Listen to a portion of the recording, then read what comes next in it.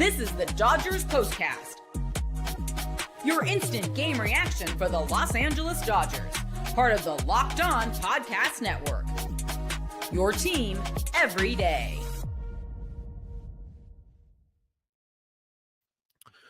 Well, hello and welcome to the Locked On Dodgers POSTCAST on the Locked On Dodgers YouTube channel, the place to hang out when every game is done.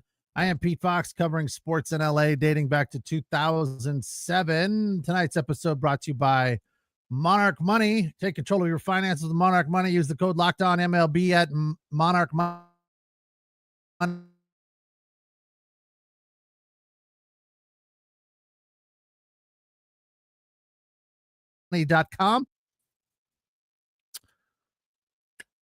I'm going to tell you right now, if the internet is screwing around, I'm going to punt and restart and come back. But we usually get one blip in the beginning, and that's fairly common. But anyway, tonight's episode of the Locked On Dodgers POSTCAST brought to you by Monarch Money. Take control of your finances now with Monarch Money. Use the code Locked On MLB at monarchmoney.com for 50% off your first year. Well, that is a nice confidence-building win there. I wouldn't call it a win of dominance, but hey, here's the good news. They got ahead and they held it. A clutch, massive hit from Teoscar Hernandez, a 3-run blast. A little bit more offense would have been nice, but here's another positive that we take away from this game. Mookie Betts got it rolling. He had a very nice game as well. So, plenty to be feeling good about after a 3-1 win over the Diamondbacks to take the series 2-1. Dustin May was locked in. That dude had his game face on. He came to play and was dominant. He gave up 5 hits, but he struck out 8, and he did it with a myriad of pitches, which is always a positive factor for me, because I feel like when you look at the other side of the ledger and what Corbin Burnes was doing, striking everybody out with the curveball, I'm like, how are you not picking up on the fact that when he gets 2 strikes, he's going to throw you a big 12-6 curveball? How about this? Here's an idea. Lay off. I mean, finally, one of the curveballs didn't curve, and that was the ball that Mookie hammered, or Teoscar hammered to center field. So, it worked out in the end, but it is frustrating when that curveball is breaking off the edge of the table and everyone is swinging at it, especially Shohei Ohtani, who's swinging out of his arse. Come on, dude. Shorten it up just a little bit. Holy cow, those swings are from the top of his shoelaces. Normally, a good swing for Shohei Ohtani is like from his kneecaps, right? Get that foot down and drive. But today he was just corkscrewing himself down into the ground. 2 Ks, 0 for 4, but Mookie 2 for 4. Really nice performance from him. And again, the starting pitching, Dustin May, super solid. 6 innings, length, longevity, very, very good to see. 5 hits, 1 run on those 5 hits. He struck out 8 in the win. This is what you'll be talking about. Dodgers get their 31st win, trying to find some rhythm, get on a little bit of a roll, a much needed off day tomorrow. I think what they've been going through this stretch has been really tough. It's just a lot of baseball. So this day off is much needed. So I think the win, Mookie's getting hot, 2 good starting pitching outings, a series win. That's what we're talking about. The Dodgers are playing well. We're talking a little bit about the fact that Shohei Ohtani is struggling. Nando, yes. Not impressed with the way he played today. Sorry. Not impressed at all. 0 for 4. He did hit one high and deep, nearly out of the ballpark in the 6th inning. Miggy led off that inning with an infield hit. Ohtani just missed one. Then a Mookie single. Freddie struck out on a fastball away, which was surprising because, as I said, Corbin Burnes had been relying on that curveball. So maybe he had some intuition that the curveball was not as sharp as it was earlier in the game. By the way, Freddie coming into that at bat, 8 for 15 with runners in scoring position since April 30th. So he's been red hot, as has Will Smith. Then Teoscar caught a hanger, and he absolutely launched it, his 10th of the season. 413 feet. That was honestly, as I watched that at bat, I felt like he was a little bit off balance and outmatched. And the way that Burns had been pitching, just dominating people, he finished with 8 Ks as well. I just felt like 5 of which were on the curveball. So at least the first 5. I just felt like he was going to do it again, and the Dodgers were going to fall for it again, but it didn't work. So, that's why they play the games. That is why they play the games. 3-1, the final. Bacon Tree says, need starting pitching to give at least 6 to save the bullpen. Yeah, I feel like you're right. That's kind of the minimum. And that is, to a certain extent, a lot of pressure on a starting pitcher, especially when the offense is really kind of flat. What did they finish with tonight? A grand total of 5 hits, 2 from Mookie. Freddie had 1 to break up the no-hitter. The Teoscar, the homer, and Mickey had a hit. So, look, they have plenty of offense, and you just don't know who's going to give it to you on any specific night. It's up and down. It's all over the place. There's a ton of inconsistency going on. I mean, inconsistency when you've got Freddie Freeman leading the league with a 368 batting average. So you can't just rely on one guy. This is one of the things that's interesting to me about baseball nowadays compared to, say, 30 years ago, for sure. Like when I was a young adult, 20 years ago, probably. But this new philosophy in baseball that the Dodgers are big fans of not, sending out, this is all about sabermetrics. If you asked me, they don't send out the same lineup day after day after day. I mean, it really is dependent on who the opposing pitcher is. They look at the opposition and they say, these are our best 9 hitters against this guy, lefty, righty, history, etc. So it sometimes makes it hard for guys to get on a run, but the top of this lineup is pretty locked in when they're healthy. It's Ohtani, Betts, Freeman, and Teo. Andy's been really hot, and they keep him as close to that top 4 or 5 as possible. Muncy's starting to find his way, had the game-winning walk-off sac fly last night, but, hitting the ball. So the Dodgers know what they're doing. There are just times when you look at the bottom 5 and you're like, if we could have a little bit more consistency, it might be helpful. Just maybe. I don't know. Will Smith's been great, and he's out there 5 out of 7 days. So adding Dalton Rushing has been great. I think that is a smart move, and offloading some of the age like Austin Barnes and Chris Taylor, that's been a positive move if you ask me. So I think everything's moving in the right direction, and they are going to get hot and go on a run. To answer ADK's question, who is pitching on Friday? Everyone's favorite future Hall of Famer, Clayton Kershaw. He will take on former Angel Griffin Canning in Flushing Meadows against the Mets at Citi Field. The matchup predictor has the Dodgers favored 53% to 46%. Should be a good one. The Mets are hot as well. They've got 30 wins versus 21 losses, a very evenly matched game for the Dodgers as they head out on the road. 6 games, 3 against the Mets, 3 against the Indians. So it's going to be a tough stretch, and I don't have any confidence that the Dodgers are going to roll through these teams, but you never know. They're completely capable of it. They still have the second best record in baseball. If, as you guys have said multiple times, if they can get 6 from the starter, it changes the entire outlook on the game. Again, it's a lot of pressure to put on the starter night after night. You got to get me 6 when they're used to getting 5, but the bullpen definitely needs that to find some rest. So That's what that's the game plan for now. Jeff from the Locked On Daily Dodgers podcast says to Matty Man, Ohtani's OPS is down 1,053 now, though. Terrible. Yes, terrible.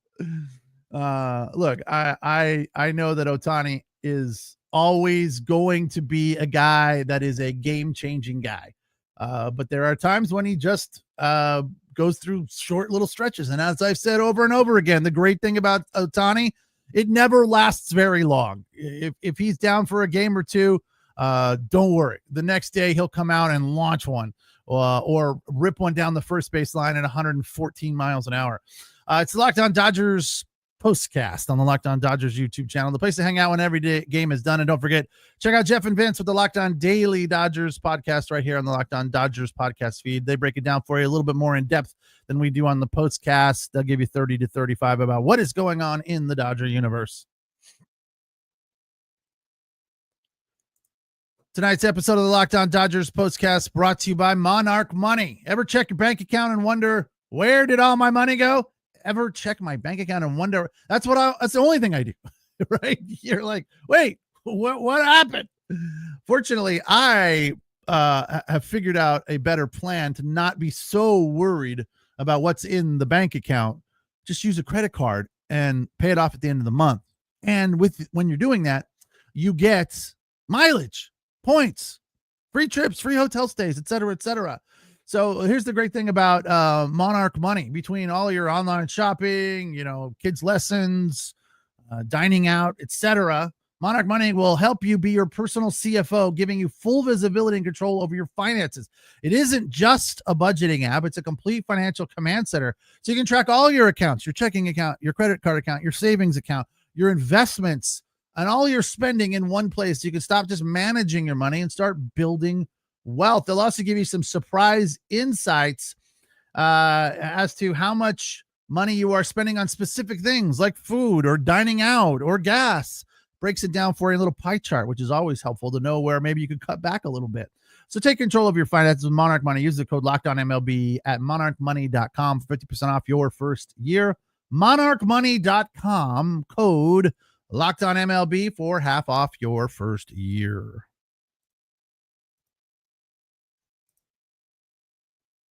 All right, hold on. I don't have them. Transition didn't play. Got to have the transition. It's the Locked On Dodgers postcast on the Locked On Dodgers YouTube channel, where you can see Jeff and Vince live right after we're done here, which will be about 5 minutes. So make sure you check those guys out. They have been killing it lately. Getting some huge views, like 5,000 and 6,000 after that win last night. Like, nice job.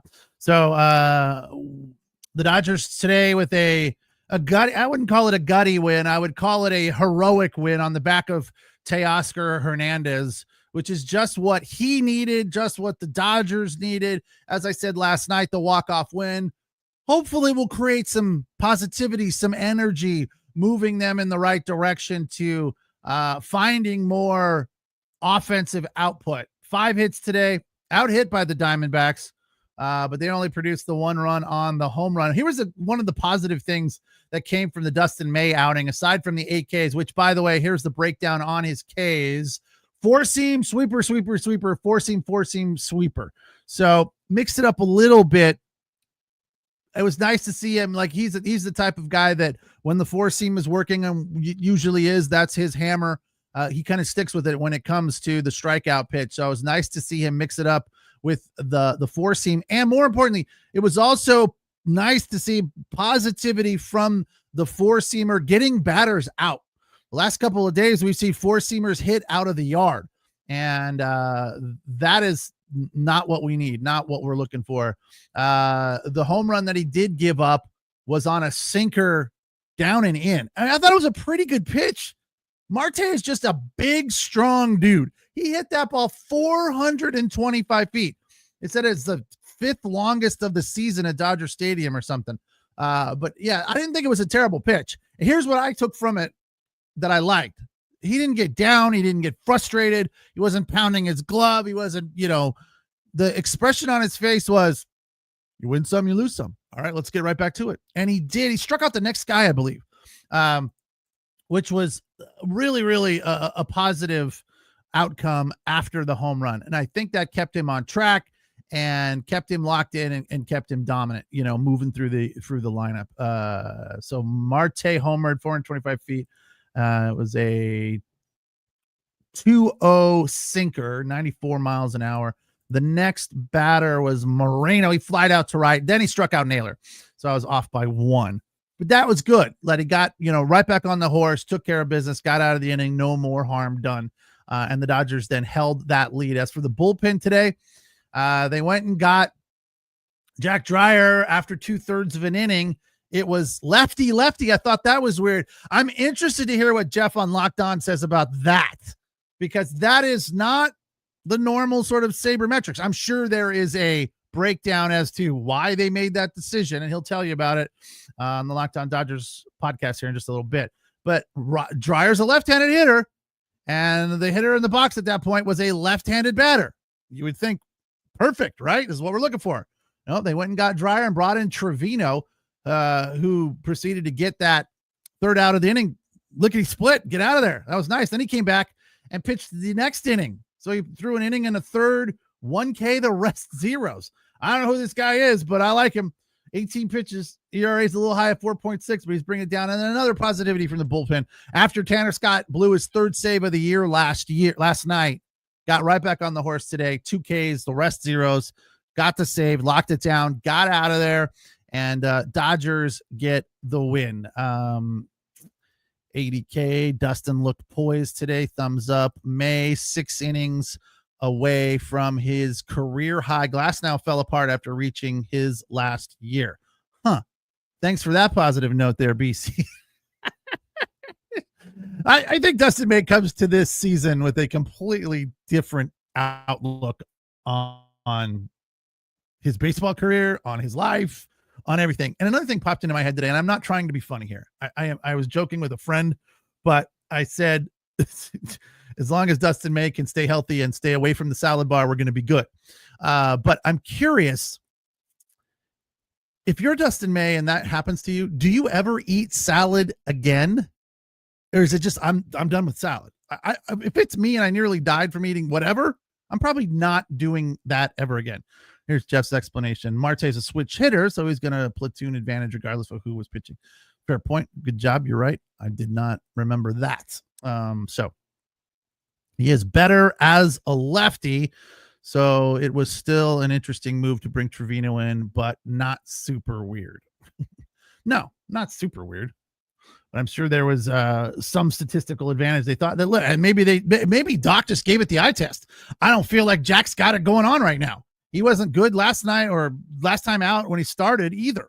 So, he's a rookie, and obviously he's not as locked in and he's not as experienced as some of these other guys. So, they probably have a shorter leash on Jack Dreyer, I'd have to say.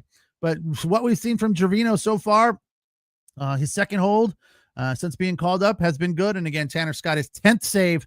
So that's good to see him right back on the horse again. Dodgers a 3-1 win, a much needed day of rest tomorrow. Although they'll be traveling, they will be kicking their feet up in New York. And that's always fun for them. And then back to work on Friday against the Mets. Again, Clayton Kershaw will get the start against Griffin Canning. That game underway a little after 4, and we'll be here to break it down for you when it is over on the Locked On Dodgers podcast YouTube channel. So Locked On Dodgers YouTube channel is where we are after every game. Instant reaction. Jeff and Vince coming up here in just a little bit to give you a little bit more in-depth examination of what went on today and what is going on in the Dodgers world. I'm Pete Fox. Thank you for watching. Thank you for listening. And of course, thanks as always for the comments. Much appreciated. Enjoy the day off. We will talk on Friday. Take care. Have a good night.